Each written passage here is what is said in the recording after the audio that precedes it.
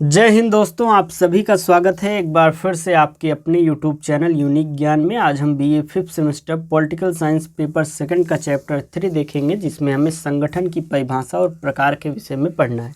इसके चैप्टर पहले जो भी कराए गए हैं, अगर आपने नहीं देखे हों तो आप चैनल पर विजिट कीजिए, प्लेलिस्ट आपको मिल जाएगी। पेपर फर्स्ट की भी, सेकंड की भी, फर्स्ट पूरा सिलेबस कंप्लीट करा दिया गया है।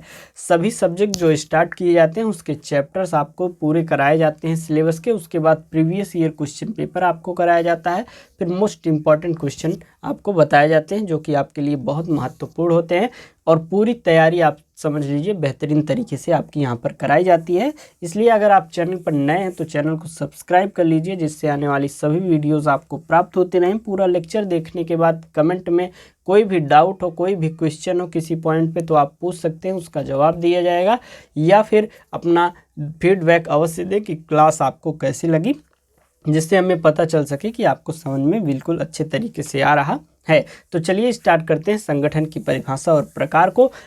यह सभी जो चैप्टर्स कराए गए हैं, इसके जो नोट्स PDF हैं, ये कहाँ पर मिलेंगे अभी आपको लेक्चर के लास्ट में बता दिया जाएगा। तो चलिए देखते हैं। सर्वप्रथम हम संगठन क्या होता है, संगठन के विषय में जानेंगे।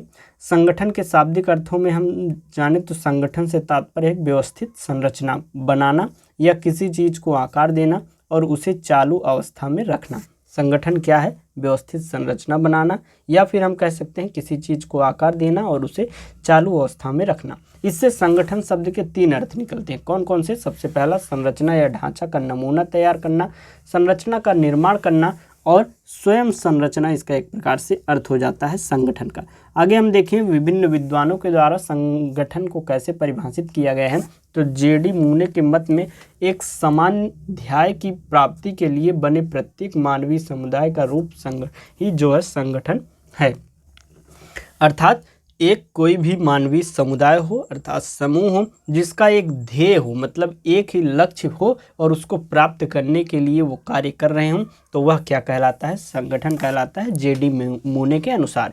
लूथर गुलिक महोदय क्या कहते हैं? वो कहते हैं कि संगठन सत्ता की औपचारिक संरचना है, जिसके द्वारा किसी निश्चित उद्देश्य की प्राप्ति के लिए कार्य विभाजन को व्यवस्थित, निर्धारित और समन्वित किया जा सकता है। अर्थात किसी उद्देश्य की प्राप्ति के लिए उसमें विभिन्न जो प्रक्रिया रहेगी, कार्य रहेंगे, उसमें कार्यों का विभाजन हो जाएगा और उसको व्यवस्थित और निर्धारित रूप से चलाने के लिए संगठन की आवश्यकता पड़ती है। जैसे मान लीजिए एक एग्जाम्पल से आप समझिए कि एक स्कूल है, उसमें अलग अलग सब्जेक्ट को पढ़ाने के लिए अलग अलग टीचर्स रहते हैं, तो वह कार्य विभाजन कहलाता है। प्रिंसिपल का अलग कार्य है, टीचर्स का अलग कार्य है, पियून का अलग कार्य है। तो एक हिसाब से कार्य का विभाजन कर दिया जाता है और संपूर्ण तरीके से वह मिलकर सम्मिलित रूप से बच्चों के जो है शिक्षा देने का कार्य करते हैं, उनके भविष्य को उज्जवल बनाने का प्रयास जो है वह करते हैं।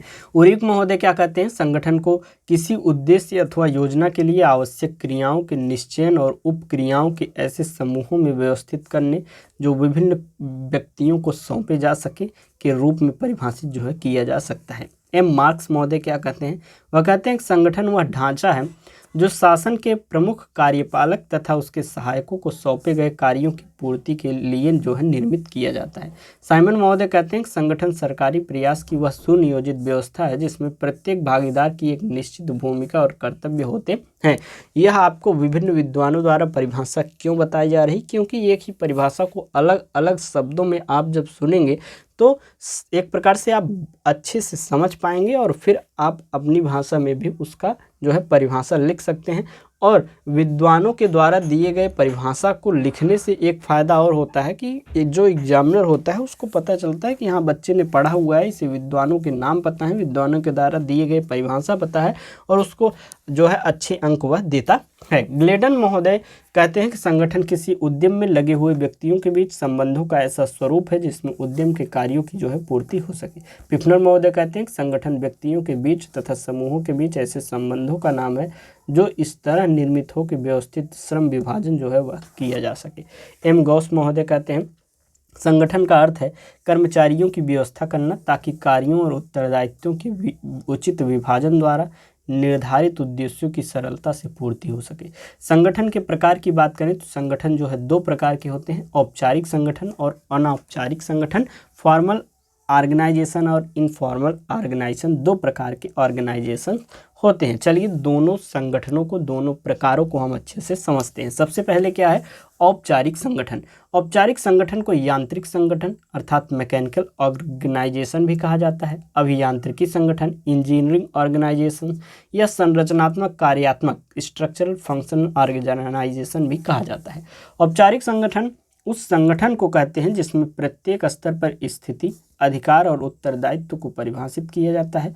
साइमन ने औपचारिक संगठन को परिभाषित करते हुए कहा कि औपचारिक संगठन से आशय है व्यवहारों और संबंधों का वह रूप जो किसी संगठन के सदस्यों के लिए औचित्यपूर्ण ढंग से और जानबूझकर नियोजित किया जाता है, अर्थात किसी लक्ष्य को पहले निर्धारित करके फिर उस लक्ष्य को प्राप्त करने के लिए जो संगठन बनाया जाता है, एक प्रकार से जानबूझकर उसके लिए ही संगठन बनाया जाता है, वह संगठन ही क्या कहलाता है, औपचारिक संगठन कहलाता है।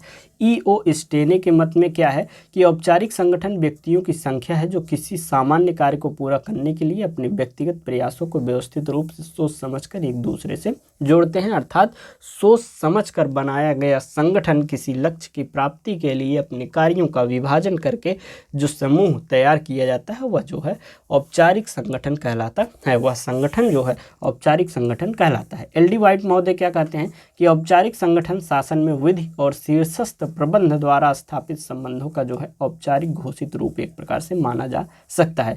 अनौपचारिक संगठन इनफॉर्मल ऑर्गेनाइजेशंस क्या होते हैं? अनौपचारिक संगठन की अवधारणा समाज मनोवैज्ञानिकों द्वारा प्रचलित है और इसमें मानव तत्व पर बल एक प्रकार से दिया जाता है। इसलिए अनौपचारिक संगठन को सामाजिक मनोवैज्ञानिक संगठन या मानवतावादी संगठन भी कहते हैं।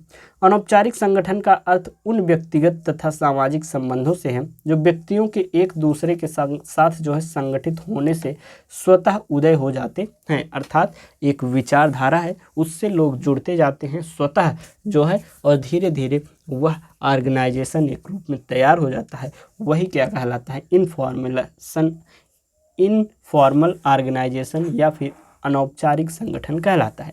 इसके बारे में साइमन महोदय कहते हैं कि अनौपचारिक संगठन को परिभाषित करते हुए उन्होंने कहा है कि अनौपचारिक संगठन का अर्थ है वास्तविक व्यवहार की संपूर्ण प्रतिकीर्ति, वह रास्ता जिसे संगठन के सदस्य जो है वास्तविक व्यवहार में अपनाते हैं, जहां तक कि वास्तविक व्यवहार बिल्कुल हूबहू नहीं होता है। एल डी वाइट महोदय क्या कहते हैं कि अनौपचारिक संगठन जो है कार्य संबंधों की वह प्रक्रिया है, वह क्रिया है जो लंबे समय तक एक साथ काम करने वाले व्यक्तियों की पारस्परिक अंतर क्रियाओं से उत्पन्न हो जाता है, अर्थात वही बात है कि अपने आप विचारों का मिल जाना जो है वह धीरे धीरे संगठन बन जाना अनौपचारिक संगठन कहलाता है।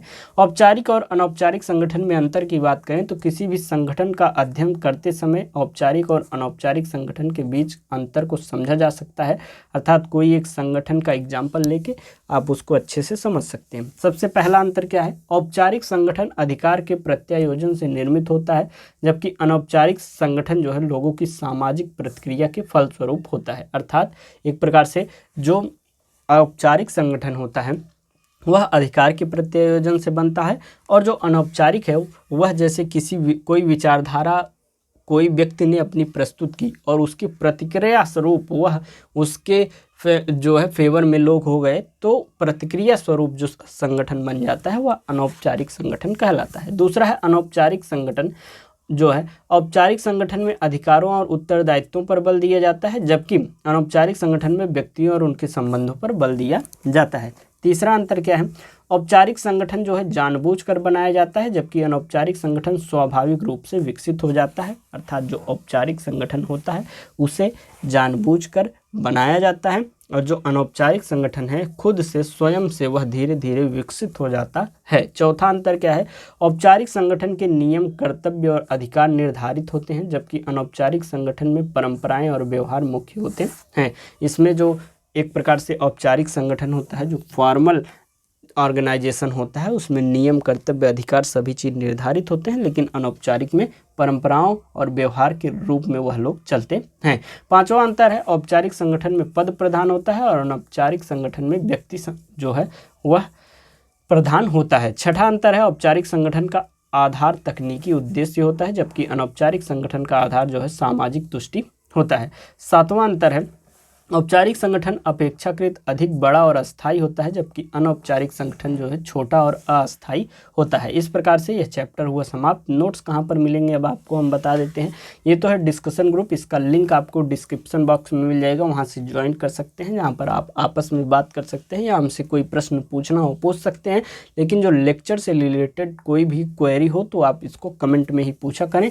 और ये जो यूनिक ज्ञान चैनल है, यहाँ पर आपको विभिन्न नोटिफिकेशंस दी जाती हैं, क्लासेस कब होंगी, एग्ज़ाम कब होंगे, टाइम टेबल कब आएगा, रजिस्ट्रेशन कब होना है, ये सभी जानकारी आपको दी जाती है। नोट्स के लिए आपको पता ही है, इस नंबर पर मैसेज करना है। मात्र 25 रुपये में एक पेपर का, अर्थात political science paper first second दोनों का notes, chapter wise previous year question paper के नोट्स, और फिर उसके बाद जो है सीरीज की PDF, और साथ ही साथ मोस्ट इम्पॉर्टेंट क्वेश्चन के जो नोट्स हैं वह आपको मात्र 25 रुपये में, दोनों मिलाकर 50 रुपये में दे दिए जा रहे हैं। बेहतरीन तैयारी आपकी कराई जा रही है। अगर आप जुड़ना चाहें तो ग्रुप से जुड़ सकते हैं। बाकी इस चैनल पर बने रहिए, क्लासेस आती रहेंगी। सब्सक्राइब कर लीजिए, वीडियो लाइक अवश्य करिए, कमेंट अवश्य करिएगा। मिलते हैं नेक्स्ट वीडियो में, धन्यवाद।